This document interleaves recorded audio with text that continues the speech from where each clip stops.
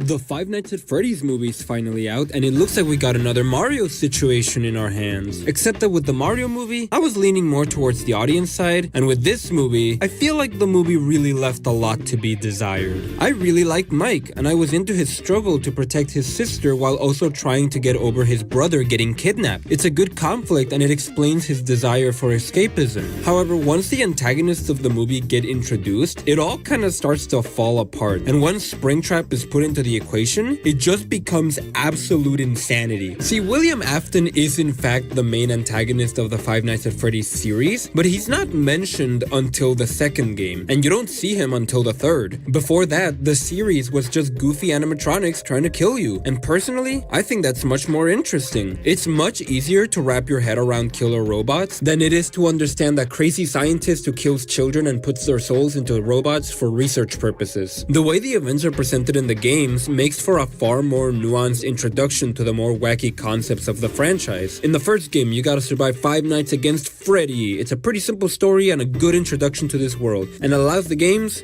to be pretty goofy. Then in the second game, the lore really gets expanded. We get a deep dive into the universe and learn that these animatronics are actually the souls of dead children and that they were murdered by the evil purple guy. It's a reasonable expansion to the lore that builds upon the absurdity of the first game. Giving the series a main antagonist makes the conflict more tangible and gives the games more of a goal, and it makes it even scarier when the protagonist of that game doesn't resolve anything and gets killed off by the end. Was that the bite of 87? Then finally in the third game, you face off against the mysterious Springtrap and finish it all off by burning the place down, ending the game with a cutscene that reveals to the normies that Springtrap was William Afton the whole time. It's a satisfying conclusion that gives the game a sense of finality. It's a pretty good story. And most importantly, it's not a very difficult story to turn into a trilogy of movies. And the biggest problem with the movie is that it shoves all of that content into not just one movie, but around the last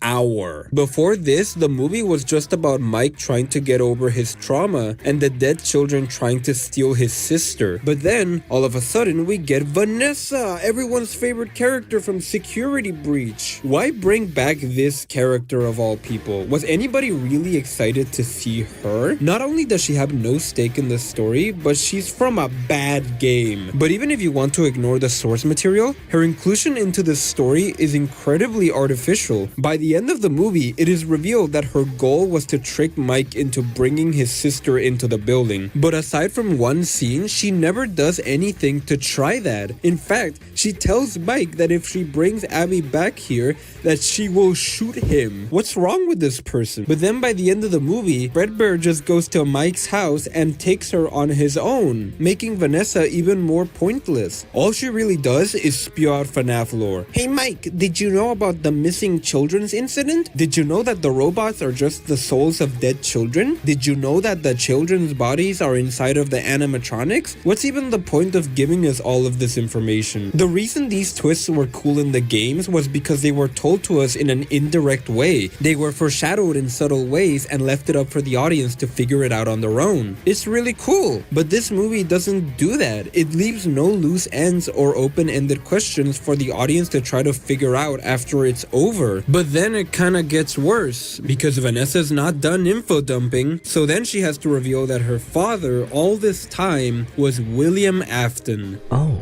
Yes, a character that has never been mentioned in this movie and has only been shown through vague drawings is now the main antagonist. I'm not even mad that this is different from the games. I don't care. But what does this twist even mean? As I said before, Vanessa isn't necessary to the plot. Afton doesn't need her for his plan to succeed since he can just send out Fredbear whenever he needs to. And by the end of the movie, he just kills her without hesitation. So why does he even keep her alive? At that point, she's just a liability. There's even a scene where Mike is about to get killed by Afton, but Vanessa teleports him over to the police station out of nowhere. How did she do that? Why is she in this movie? Oh, that's right. It's because she has to reveal that William Afton is Mike's brother's kidnapper. But this twist also means nothing. I always thought that Garrett getting kidnapped was just something that happened, a freak incident that gives the protagonist a motivation. It doesn't need to be a part of some large large conspiracy. Mike's character arc was to let go of this incident and to stop trying to search for the kidnapper because it was never going to bring his brother back. Making that person suddenly be William Afton at the end of the movie is really contrived. We didn't need to give Mike a stronger reason to want to save his sister, and his character doesn't need to have some personal connection to Afton. If you really wanted that connection, then why didn't you make Afton Mike's dad like he is in the games? It makes his reveal in the movie very goofy. Like, he gets this Marvel movie reveal with a pause and everything so that the audience can gasp and cheer on, but it means nothing because we don't know this guy. I guess if you're a fan, you would know, but does that really make it better? Wouldn't you rather this be a character that you see built up over time, slowly but surely becoming the main antagonist of the trilogy? Wouldn't it be great to see this character fleshed out and developed until he becomes this inhuman threat that needs to be defeated? Then finally have the characters you made throughout the trilogy come together and triumph? Some of you might say that if we did that, then we wouldn't have a bad guy for this movie. Well, I don't know, you have 5 murder robots available at any time. The name of the movie is Five Nights at Freddy's. They're in the posters of every piece of advertisement in this movie. They're the main selling point of the franchise, but they're barely in the movie at all. They only get one scene of killing people, and even then all of their kills are off screen. Freddy isn't even really that important in this movie. I seriously was more afraid of the cupcake. Having Freddy be the main antagonist of this movie is smart because he's a good threat, but also because it makes Afton a more intimidating villain when he finally gets introduced. Because the reason Afton is scary in the games is because we see that everything that happens is because of him. It's all his fault. Finding out that the animatronics are actually his victims is a good way to elevate him as an antagonist. And the worst thing that you can do to this character is kill him immediately. After getting the reveal that he's the phone guy all along, which is just another pointless plot twist, he stabs Vanessa in the movie spot that doesn't kill you. Then his entire plan is undone by a little girl and his super lethal Iron Maiden suit kills him. And yeah, I know that he always comes back, but are you really excited to see that? Are you really looking forward to the return of this character that has already been defeated? What are you really gonna get from seeing this character that the good guys already beat? I don't see as many crazy obsessed fans fawn over this show as with Ahsoka, but I also don't see as many people talking about how much of a disservice this was to the franchise. While I definitely think that this is better than that, it still falls into the trap of being a fan service story with very little actual movie. Most of the theater experience was people going, "Oh my god, it's MatPat, and his name is Ness. Oh, he said it's just a theory." People say that, but you know, Cody X is in the movie?